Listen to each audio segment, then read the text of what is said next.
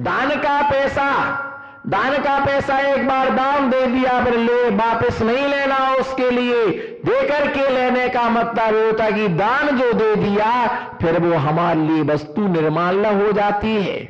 अच्छा, दुकान पर सामग्री दूं तो पैसा लो, जिसको पहले दिया उससे पैसा लेकर के आओ, ये हो गया। उसके बाद में फिर हाथी को बांधने का मतलब ये नहीं है कि तुम काला हाथी ढूंढ करके लाए।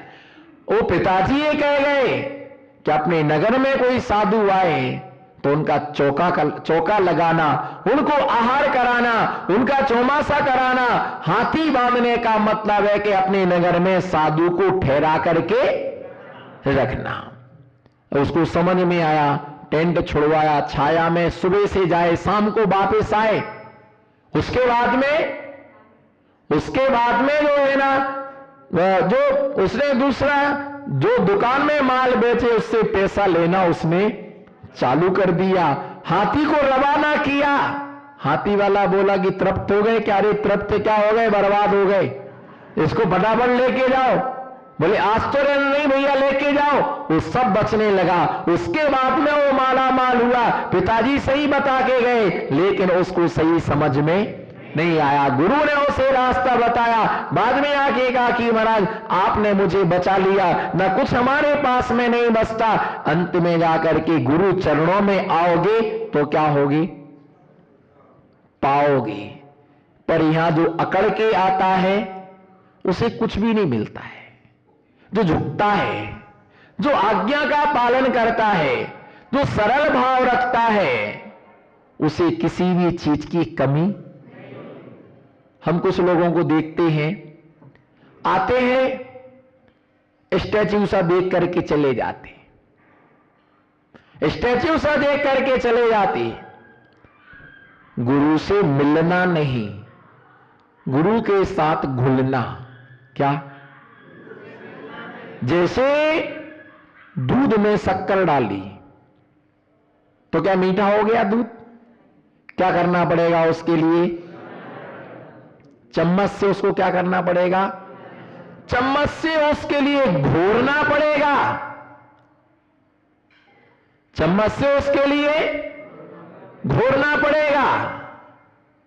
और जब वो घुलेगा तो क्या हो जाएगा? घुलेगा तो वो मीठा हो जाएगा। घुलेगा तो वो मीठा हो जाएगा। और जब तक घुलेगा नहीं तब तक वो क्या नहीं होगा? मीठा नहीं होगा। बस यही समझ के चलो, यही समझ करके चलो कि आए और चले गए, उन्हें कुछ नहीं मिलता। उनका सिर्फ श्रम साध्य होता। जो सेवा करते हैं, भैयावृत्ति करते हैं, आराधना करते हैं, उन्हें मांगने की आवश्यकता नहीं पड़ती। और बिना सेवा के अगर आशीर्वाद लिया है तो वो आशीर्वाद कभी भी फलीभूत क्या? बोलो। बिना सेवा के पीछे से आए और पीछे के पीछे, बताओ, पीछे से आए और पीछे के पीछे चले गए, उन्हें कभी भी कुछ भी प्राप्त होता नहीं है। उन्हें कभी भी कुछ चीज की प्राप्ति होती नहीं है। बिना चाहे कभी कुछ लेना भी नहीं चाहिए। बिना सेवा के अगर किसी ने तुम्हारा नाम बोला कि इन्होंने बहुत अच्छी सेवाएं दी, तुरंत निषेध करना कि नहीं, मैंने कुछ भी सेवा नहीं की है तो उसका सम्मान लेना। जब हमने सेवा नहीं की है तो उसका हमें क्या नहीं लेना? उसका सम्मान नहीं लेना हमारे लिए। क्योंकि अगर बिना सेवा के हम सम्मान लेते हैं तो इससे बड़ा कोई दूसरा पाप नहीं होता है। इससे बड़ा कोई पाप नहीं होता है। स्कूल में भी कोई पढ़ाता है तो उसको पढ़ाने का क्या मिलता है? क्या मिलता है? आपकी दुकान में कोई मजदूर कार्य करता है तो काम करने की उसे क्या मिलती है? उसके लिए मजदूरी मिलती है। इसी प्रकार जो सेवा करता है, भैयावृत्ति करता है, उसके लिए फल मिलता है। बिना किसी सेवा के जब काम का नंबर आया तो पीछे और सम्मान का नंबर आया तो आगे, और जिसने सम्मान किया उसका तो नाम भी नहीं लिया, और जिसने कुछ नहीं किया उसको साल पर साल, बोलो उसको साल पर साल, मालाओं पर मालाएं, तिलक पर तिलक, फोटू पर फोटू, फोटू पर और गोटू पर। बेचारे जो सेवा वैयावृत्ति करने वाले रहते हैं उनका नाम तो कभी आता ही नहीं है, उन्हें मौका कभी मिल ही नहीं पाता है। काम वाले अलग होते हैं और नाम वाले क्या होते हैं, उनकी नजर हमेशा कैमरे पर रहती है। क्या? उनकी नजर हमेशा कैमरे पर रहती है, और जो वास्तविकता में धर्मात्मा होते हैं उनकी नजर गुरु के पास होती, भगवान के पास होती है। फोटोग्राफर को लाएंगे तो बोल के लाएंगे, भैया ध्यान रखना, क्या ध्यान रखना। तो पूछता महाराज जी के भी लेना है, एक आध ले लेना। 7 फोटो महाराज जी के खींचना, उसमें 6 में फ्लैश मारना, एक फोटो निकालना, और हमारे खींचो तो 15 के 15 ही क्या करना, क्या करना। उनका दिमाग ही फोटो में रहता है और उन्हें कुछ भी प्राप्त नहीं होता है, उन्हें कुछ भी प्राप्त नहीं होता है उनके लिए।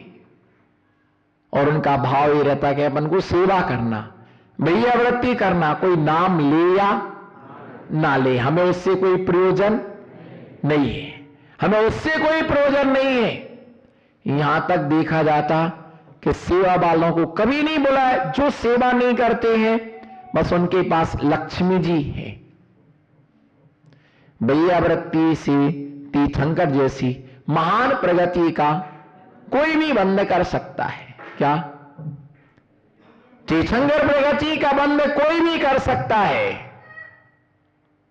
तीर्थंकर प्रगति का बंद कोई भी कर सकता है। जो वैयावृत्ति नाम की भावना भाता, तो ऐसी वैयावृत्ति जैसी महान भावना से तीर्थंकर जैसे प्रगति का बंद होता है, असंख्यात गुणी कर्म की निर्जरा होती है। इसीलिए निरंतर कभी भी वैयावृत्ति के अवसर से हमें चूकना नहीं चाहिए, ये मौका हमें निरंतर मिलता रहे। इसी मंगल भावना के साथ जय बोलो पंच परमेष्टि भगवान की। आचार्य पूज्य पाद स्वामी ने पंचमा गुरु भक्ति के अंदर अरिहंत भगवान की महिमा बतलाई, और अरिहंत भगवान की महिमा के विषय में ये बतलाया कि देवता गण जब भगवान जिनेन्द्र की आराधना करते हैं उस समय भगवान के चरणों में भगवान की आराधना करने के लिए वह साधारण भेष में नहीं जाते हैं, वह अपना एक विशेष भेष में भगवान की भक्ति करने के लिए जाते हैं। विशेष भेष बना करके वह भगवान की भक्ति करने जाती है, और विशेष उनका भेष यह होता है कि वो अपने हार मुकुट माला इत्यादि पहन करके वो सब बिल्कुल तैयार होकर के जाते हैं, आनंदित होकर के जाते हैं, पूरे आभूषणों से सुसज्जित होते हैं, क्योंकि पुराने फटे वस्त्र पहन करके भगवान की आराधना नहीं की जाती है। जैसे अभी लौकिकता में देखा जाता है कि भगवान की पूजा करने के लिए सारी सामग्री किराए की होती है। क्या होती है? किराए की होती है। और जब किसी शादी में जाती है तो सारी सामग्री हमारी कितनी अच्छे से तैयार होकर, महिला संगीत हो तो महिला को देखो ऐसे लगता है, हर महिला को देख के ऐसे लगता है इसकी खुद की शादी है। इतना मेकअप करके अगर कहीं रिसेप्शन में जाना हो तो 3 दिन पहले ब्यूटी पार्लर जाना चालू कर दे, वो रिसेप्शन में जाना है, ऐसे तैयार होकर के जाते, ऐसे तैयार होकर के जाते हैं, ऐसे तैयार होकर के जाते। और भगवान की पूजा करने को जाना हो तो भगवान की पूजा करने के लिए, भगवान की पूजा करने के लिए जाना हो तो भगवान की पूजा आराधना करने के लिए हम जब जाते हैं तो मालूम क्या विचार करते, चलो मंदिर में धोती दुपट्टा मिल जाएगा। कहां मिल जाएगा? मंदिर में धोती दुपट्टा, मंदिर का धोती दुपट्टा, मंदिर के ही जिनवाणी, बोलो मंदिर के ही जिनवाणी, मंदिर का ही जल, मंदिर के ही बर्तन, मंदिर का ही द्रव्य। अब तुम्हारा लगा, अब तुम्हारा लगा क्या? हर लगी ना फिटकरी रंग चौको हो जाए, है ना, बस भगवान मोक्ष फल प्राप्त है, फलम निरपामती। और नारियल किसका? कमेटी का। नारियल किसका? कमेटी का। मोक्ष फल प्राप्त है, बोलो ना, मोक्ष फल प्राप्त है, फलम निरपामती स्वा। मुझे ऐसा मालूम नहीं था कि इतना रतलाम में नारियल चलाने से मोक्ष मिल जाता, ना मुनि क्यों बनती। भैया ये सब मंदिर का है, जिनवाणी मंदिर की है, सारी सामग्री मंदिर की है। अगर कोई व्यक्ति फटे पुराने कपड़े पहन करके तीन लोक के अधिपति भगवान जिनेन्द्र की आराधना करता है तो निश्चित उसके लिए अगले जन्म में फटे पुराने कपड़े ही पहनने के लिए मिलते हैं। फूटे बर्तनों से कभी भगवान जिनेन्द्र की आराधना नहीं किया, फूटे बर्तनों से पूजा नहीं किया, फूटे बर्तनों से कभी आहार दान, फूटे बर्तनों से कभी भी आहार दान नहीं दिया जाता है। सारे क्षेत्र में आप गरीब रहना, लेकिन धर्म के क्षेत्र में कभी भी गरीबी नहीं रखना कि हम क्षेत्र में हमेशा रोते रहते हैं, हम गरीब हैं, हम गरीब हैं, हम गरीब हैं। कभी भी ऐसी अपने अंदर हीन भावना नहीं आना चाहिए। जहां पर हीन भावना आती है वहां पर आदमी नहीं गरीब होगा तो भी क्या हो जाता है? गरीब हो जाता है। भगवान की भक्ति, भगवान की आराधना करने के लिए, भगवान की पूजन करने के लिए हमारे लिए अच्छे से तैयार होकर के जाना। लेकिन यह है कि जब साधारण पूजा करती हैं तो सामान्य वस्त्रों में जाती हैं, और जब विशेष आराधना करती हैं, जैसे कोई विधान करती कल्पद्रव मंडल विधान, इसी प्रकार से सिद्ध चक्र मंडल विधान, पंचकल्याणक प्रतिष्ठा महोत्सव, जब ऐसा कोई अनुष्ठान करती हैं तो भगवान के चरणों में अच्छी तरह से तैयार होकर के जाती है। देवतागण पूरे कानों में कुंडल पहन के जाती हैं, सारे आभूषण पहन करके जाती हैं और वो आनंद का अनुभव करती हैं, क्योंकि भक्ति मुक्ति का सोपान है। बोलो भक्ति, बोलो भक्ति मुक्ति का, भक्ति से क्या है? भक्ति मुक्ति का सोपान है। भगवान की भक्ति करने से मुक्ति मिलती है। और जब तक हमारे लिए तब पादो मम हृदय, मम हृदय तब पदद्देहीनम तिष्ठतु जिनेन्द्र तावत यावन निर्वाण संप्राप्ति। जब तक भगवान निर्वाण की प्राप्ति ना हो जाए, बोलो जब तक निर्वाण की प्राप्ति ना हो जाए तब तक हमारे लिए आपके दोनों चरण कमल, हमारे तब पादो मम हृदय, क्या तब पादो मम हृदय, तब तक आपके दोनों चरण कमल मेरे हृदय में रहे और मेरा हृदय कमल आपके, बोलो आपके दोनों चरण कमल मेरे हृदय में रहे और मेरा हृदय कमल आपके चरणों में रहे। तब पादो मम हृदय तब पदे तिष्ठतु जिनेन्द्र तावत यावन निर्वाण संप्राप्ति। कब तक, बोलो कब तक? है ना, जब तक हमारे लिए निर्वाण की प्राप्ति ना हो जाए तब तक आपके दोनों चरण कमल हमारे हृदय में रहे और हम आपको देखते रहे, आपका दर्शन हमारे लिए होता रहे। जिस दिन आपके लिए भगवान जिनेन्द्र का दर्शन ना हो तो ये समझना कि कौन सी पाप कर्म का उदय आज हमारे लिए हमारे इसमें आया है। अगर किसी से कहो कि रोज दर्शन करने के लिए जाया करो, सब कुछ करो, आप विचार करो कि रोज भगवान का दर्शन करने के लिए आया करो, तो आदमी क्या बोलता है? हम बहुत दूर रहते हैं, टाटा नगर में रहते हैं, वहां पर मंदिर, बोलो वहां पर मंदिर है ही नहीं, हम और कहीं रहते हैं, इतना दूर है कि रोज रोज आना पॉसिबल नहीं है, नो पॉसिबल भगवान का दर्शन। इतना दूर मकान है, इतना दूर मकान है, अगर बीमार हो जाओ तो अस्पताल क्या आपके घर के बाजू में है क्या? बताओ, अस्पताल आपके बहुत दूर है, अस्पताल यहां से। कितना भी दूर हो, लेकिन ये ध्यान रख करके चलना, कितना भी दूर हो लेकिन अस्पताल हम जाते हैं, कोई सामग्री चाहिए तो हम लेने जाते हैं। इसी प्रकार से भगवान का दर्शन हमें रोज करना जो हमारा कार्य है। तो ऐसे जो भगवान की भक्ति करने के लिए देवतागण जाते हैं, क्योंकि उनके लिए एक ही उपाय ये है कि वो भगवान की भक्ति आराधना करके अपने जीवन में महापुण्य का संचय क्या करते हैं? महापुण्य का संचय करते हैं। और अपने जीवन में महापुण्य का क्या करते हैं? संचय करते हैं। क्योंकि पुण्य को अर्जन करने की 3 दुकानें हैं। क्या है? पुण्य अर्जन करने के 3 स्थान है। पुण्य अर्जन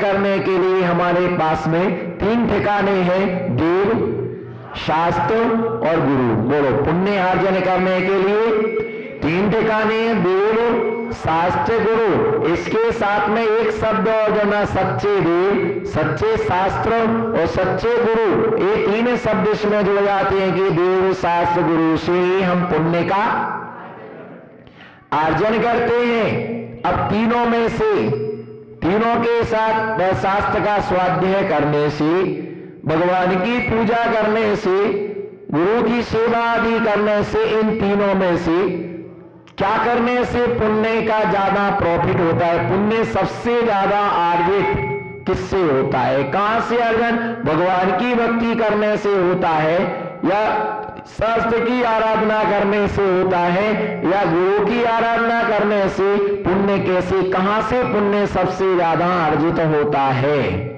यदि देखा जाए तो भगवान की भक्ति से पुण्य संचित होता है, लेकिन उस तुलना के माध्यम में कम होता है। शास्त्र की आराधना करने से पुण्य कम अर्जित होता है, लेकिन गुरु की आराधना करने से पुण्य क्या होता है? भरपूर मात्रा में पुण्य का अर्जन होता है। क्योंकि भगवान के पास सिर्फ क्या है? हम पूजा तक सीमित हैं, लेकिन गुरु के पास हमें अनेक प्रकार के कार्य हमारे लिए मिलते हैं। और ये मिल रहा करता है ना, कि जो मौन होता है उसके पास लोग ज्यादा टिकते नहीं है, वहां टिकते नहीं। और गुरु क्या होती, पंचम काल में बोलते हैं, उपदेश होता है, भैया वृत्ति का अवसर मिलता है, आहारदान देने का मौका मिलता है, अनेक प्रकार के कर्तव्यों का हमें लाभ मिलता है। तो ऐसी जो चीज क्या है कि भगवान की भक्ति, अरे भगवान की भक्ति अनेक प्रकार के गुणों से क्या है? युक्त